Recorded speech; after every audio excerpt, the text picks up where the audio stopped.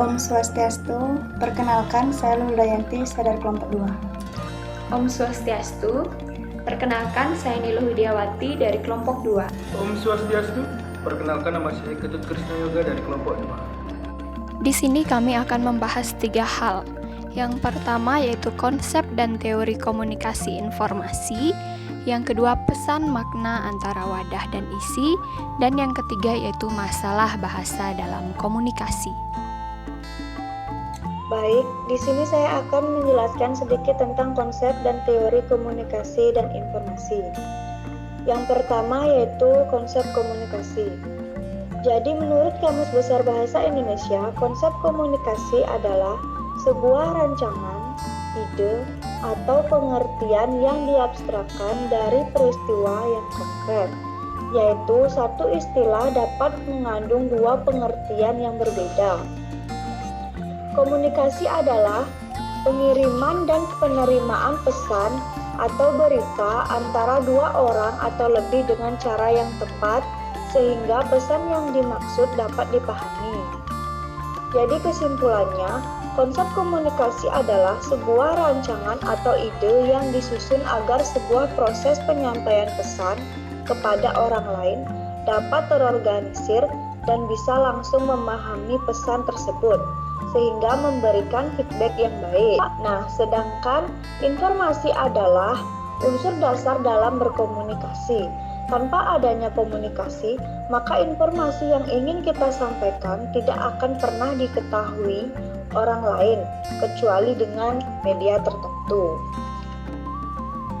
Maka dari itu, komunikasi dan informasi ini berkaitan sangat erat.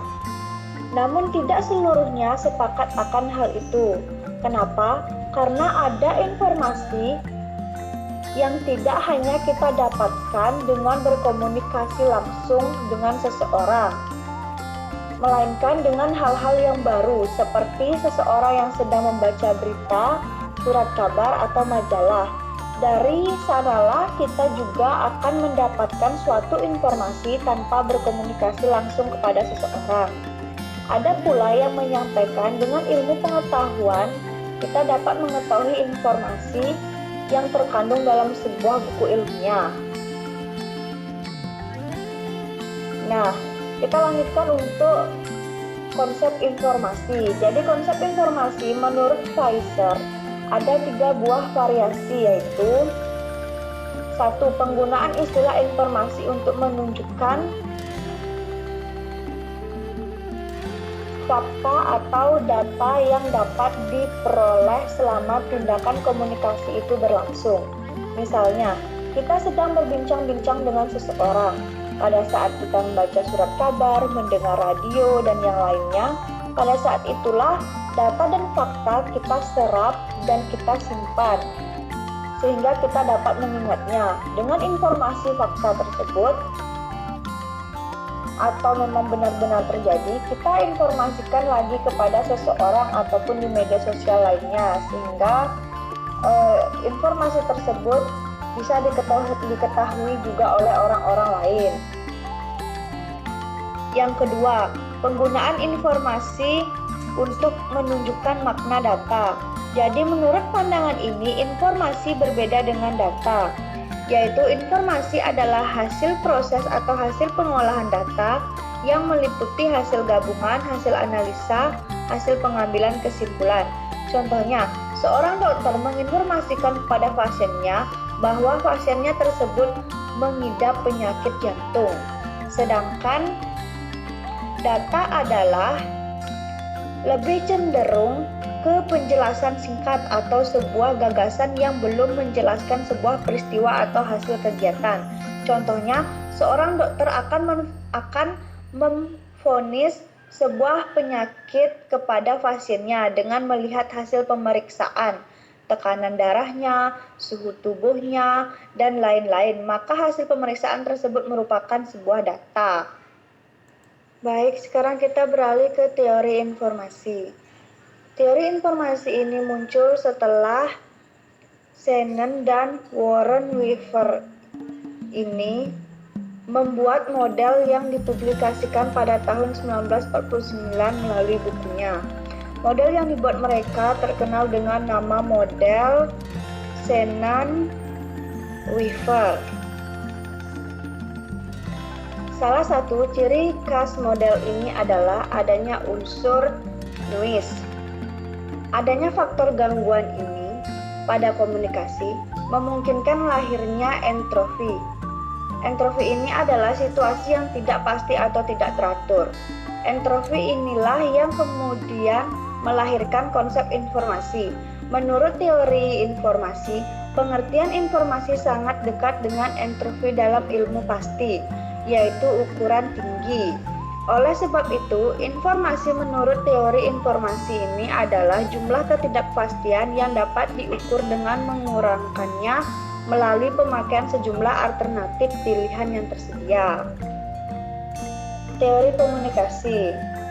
Menurut ahli yang bernama Borman, ia berpendapat bahwa teori komunikasi adalah suatu istilah atau perkataan yang merupakan seluruh perbincangan dan analisis dan dibuat secara berhati-hati, sistematik dan sadar. Artinya seperti ini, jika kita berkomunikasi, maka kita harus melihat atau tata cara kita berkomunikasi itu harus sistematis agar informasi yang mungkin kita berikan kepada seseorang itu benar dan tersusun secara baik, dan juga kita dapat berkomunikasi dengan logis dan mudah dipahami. Pesan dan makna antar wadah dan isi. Di sini kami membahas dua hal, yaitu teori makna dan makna tentang makna. Pesan dan makna antar wadah dan isi. Informasi adalah makna pesan. Sebaliknya, pesan yang mengandung makna apabila pesan tersebut ditafsirkan. Hubungan pesan dengan makna diibaratkan seperti wadah dengan isinya.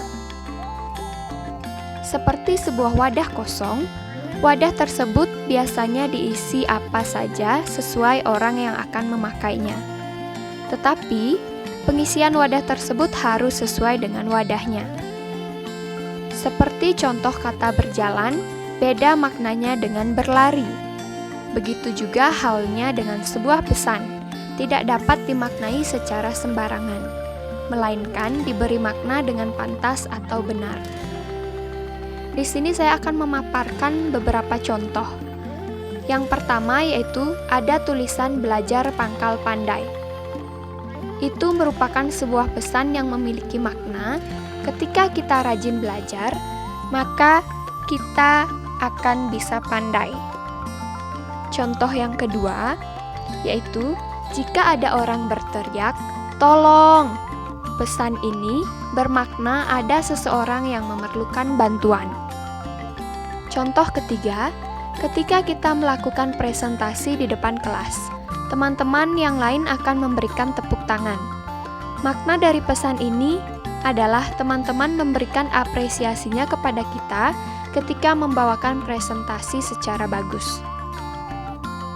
Contoh keempat, ketika orang melambaikan tangannya, makna dari pesan tersebut adalah selamat tinggal atau sampai jumpa.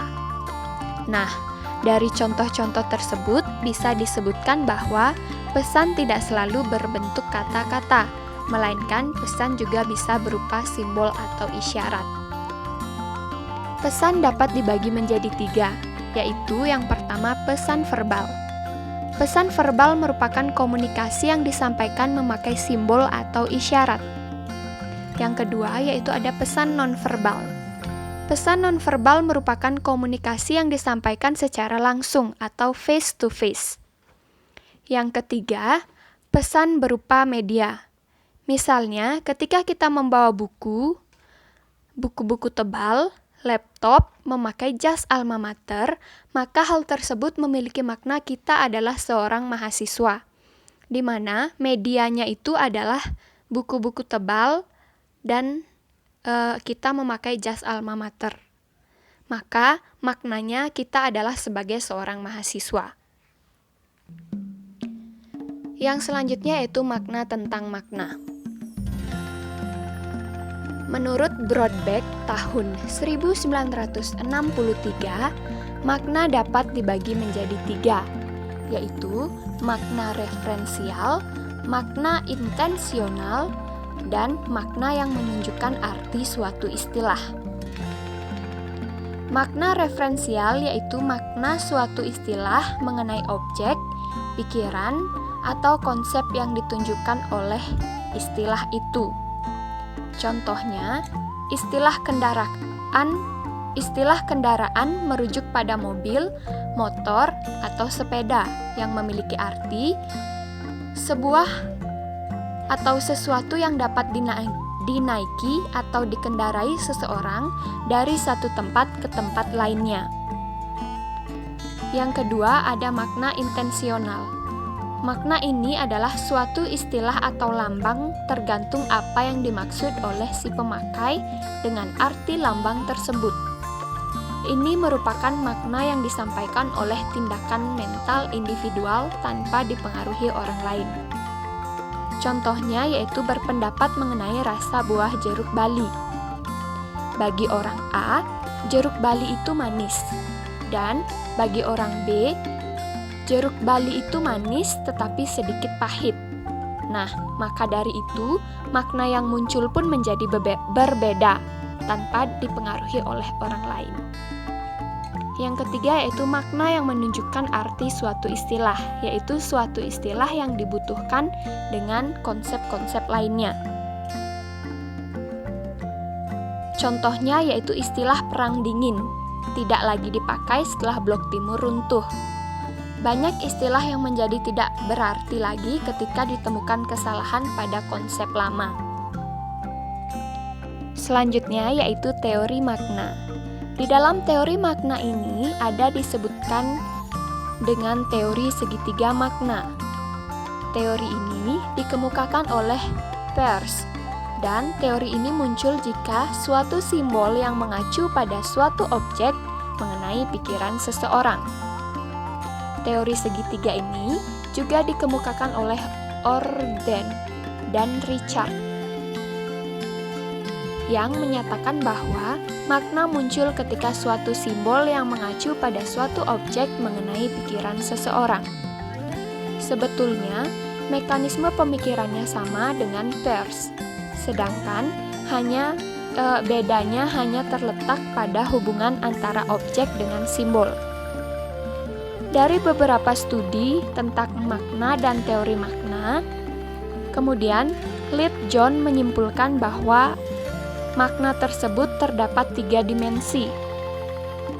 Yang pertama yaitu ada dimensi referensial, yaitu bahwa secara jelas kata-kata dan simbol yang lain dipakai untuk menunjukkan objek, situasi, kondisi, atau pernyataan.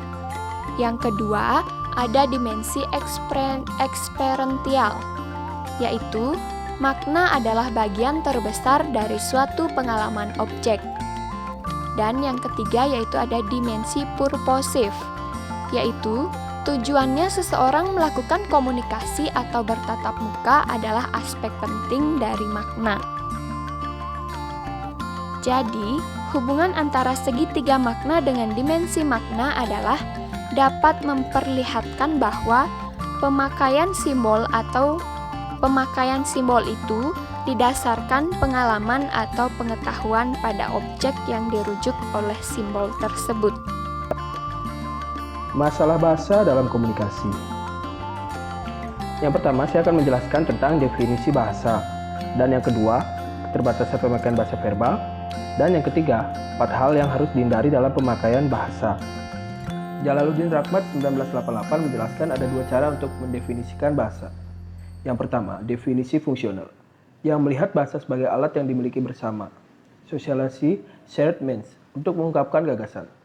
Artinya, bahasa hanya dapat dipahami bila ada kesepakatan antara anggota-anggota kelompok sosial untuk memakainya. Karena, seperti kita ketahui, kata-kata diberi arti secara arbiter, semaunya oleh kelompok-kelompok. Yang kedua, definisi formal, yang menyatakan bahwa bahasa merupakan semua kalimat yang terbayangkan, yang dapat dibuat menurut peraturan tata bahasa, Misalnya kita menemukan kata-kata saya harus belajar supaya pandai agar ada maknanya.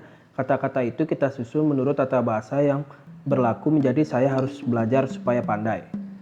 Setiap bahasa memiliki peraturan penyusunan bahasa atau grammar masing-masing. Psikologi menjelaskan kemampuan orang berbahasa dan teori belajar dari aliran behaviorisme dan teori nativisme dari Noam Chomsky. Yang pertama, keterbatasan pemakaian bahasa verbal. Selain peliknya masalah pemaknaan, kita juga mengenai keterbatasan bahasa itu sendiri. Bahasa sangat terbatas dalam menggambarkan realita. Hal ini disebabkan oleh 3 hal, yaitu 1. Bahasa itu statis, sedangkan realita dinamis. Sejak balita hingga tua seorang cenderung mempunyai nama tetap. Sedangkan dalam realita nama Ana, Ani, Ina yang berumur 7 tahun pastilah berbeda dengan ketika mereka sudah berumur 17 tahun atau 70 tahun.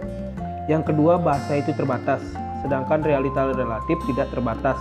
Dari segi jumlahnya saja, bahasa sudah terbatas. Untuk menyebut kata padi, gabah, beras, dan nasi pada kosakata bahasa Inggris hanya ada satu kata, yaitu rice. Dari kemampuan menggambarkan realita, bahasa pun terbatas. Misalnya Anda menyebut dengan sebuah istilah untuk angkat bahu atau gelengkan kepala. Yang ketiga, bahasa itu abstrak, sedangkan realita adalah sesuatu yang nyata. Abstrak yang dimaksud adalah proses memilih beberapa detail lainnya. Kata kursi sebenarnya hanyalah abstraksi dari benda yang mempunyai kaki, mempunyai tempat duduk, dan memiliki sandaran. 3 ciri inilah yang dipilih, sedangkan ciri lainnya misalnya terbuat dari kayu, plastik, bambu, atau besi. Kita pilih ketika kita hendak mengabstraksikannya sebuah benda sebagai kursi. Oleh karena itu, supaya komunikasi kita berhasil, terdapat 4 hal yang perlu dihindari dalam pemakaian bahasa, yaitu: yang pertama, abstraksi kaku. Orang cenderung memakai istilah-istilah dengan abstraksi yang tinggi atau rendah sekali. Abstraksi yang tinggi cenderung mengaburkan makna yang sebenarnya. Misalnya, kita tidak pernah mengerti dengan baik apa kata dari kata demokrasi, nasionalisme, kebijaksanaan, atau wewenang. Tapi kita menggunakan istilah-istilah itu untuk berkomunikasi dengan orang lain. Yang kedua, identifikasi yang tidak layak. Identifikasi yang tidak layak umumnya disebabkan oleh kesalahan dalam menempatkan berbagai macam objek ke dalam satu kategori, atau disebut pula overgeneralization, generasi yang berlebihan. Misalnya kata-kata semua laki-laki itu jahat, semua orang bule itu maju, atau barat itu demokrasi. Yang ketiga, penilaian dengan hanya memakai 2 nilai. Penggunaan dengan hanya menggunakan 2 nilai biasanya dilakukan untuk mencari mudahnya saja dalam melukiskan keadaan. Misalnya hitam putih, baik buruk, benar salah, pandai bodoh, jauh dekat, cantik jelek. Padahal di antara 2 kategori itu masih ada istilah-istilah atau kategori-kategori lain, misalnya dengan kata sangat, agak, atau hampir. Yang keempat, mengacaukan kata dengan rujukan. Hal ini umumnya disebabkan oleh kecenderungan seseorang memakai ukuran menurut penilaiannya sendiri. Misalnya, Anda mengatakan jeruk ini manis. Sebetulnya bukan jeruknya yang manis, tetapi perasaan Anda lah yang menilai bahwa jeruk itu manis. Bisa jadi bagi teman Anda jeruk yang sama mungkin berasa asam, dan bagi teman Anda yang lain mungkin rasanya asam, manis, pahit. Jadi, kesimpulan yang dapat kami ambil adalah suatu proses komunikasi atau informasi adalah sebuah proses penyampaian pesan yang dapat dilakukan melalui sebuah media atau secara langsung dengan menghubungkan komunikator dengan komunikan. Pesan dan makna diibaratkan dengan wadah dan isinya. Informasi adalah makna pesan, sebaliknya pesan yang mengandung makna apabila pesan tersebut ditafsirkan. Pesan tidak selalu berbentuk kata-kata atau nonverbal, melainkan pesan juga bisa berupa simbol atau verbal. Terdapat 2 cara untuk mendefinisikan bahasa, yaitu dengan fungsional dan formal. Terdapat pula 4 hal yang harus dihindari dalam pemakaian bahasa. Keterbatasan pemakaian kata verbal merupakan masalah dalam komunikasi. Demikian video presentasi dari kami. Terima kasih atas perhatiannya. Apabila ada salah dari kami maupun isi video, Kami mohon maaf dan saya aturkan permasalahan. Om Santi Santi Santi.